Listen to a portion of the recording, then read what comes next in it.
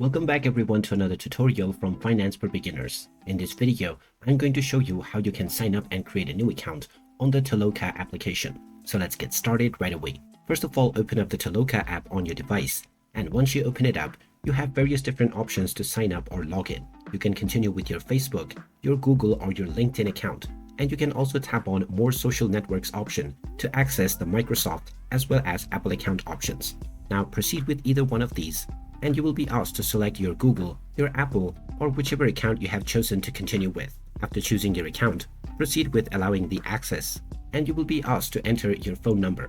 So go ahead and type in your phone number along with your country code and tap on the send code button. Once you have received your code, just enter it within the following screen, and then your account will be verified. Once the verification process is completed, you will be logged in and taken into your account. And now you can start using the Toloka application on your device.